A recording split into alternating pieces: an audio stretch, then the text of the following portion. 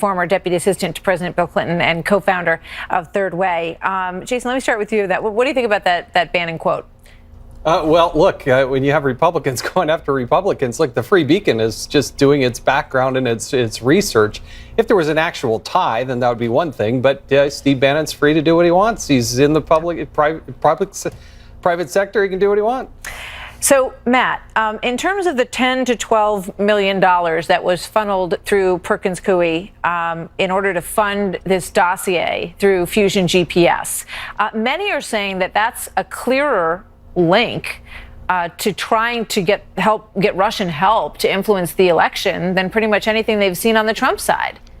Well, I don't know who these many are, but here's a couple of things that are true. First of all, much of what is in the dossier, the U.S. intelligence services says is probably true. That's what Trace said, I don't think is right. Second, there is absolutely Well, Christopher Steele said that the whole thing was never verified and that it was never meant to be made public. Well, but when asked, the CIA and others in the intelligence community have said that a lot of it's true. But the point is this. What Steele was doing is talking to Russians about what they knew of Trump. He wasn't necessarily talking to the Russian government.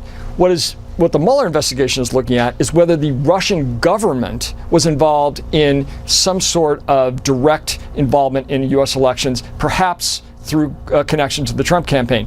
Those are very, very different things. And let me just say about the Obama Most things lead to the government in Russia in one way or another. But Jason, you want to respond to that? Well, yeah. I mean, you have the DNC, you have Hillary Clinton's campaign putting in more than $10 million, and nobody can seem to remember who authorized that, who did anything with it. Then you have Obama for America, about 20% of their expenditure in 2016, $972,000 goes to this law firm. Then you have somebody in the communications team at the White House, the Obama White House, whose husband happens to just work for Fusion GPS. I'm sure that's all just a terrible coincidence, but suddenly now nobody can remember anything about whatever. And if you talk to Debbie Wasserman Schultz, I don't remember that big expenditure. Well, Matt, what do you say?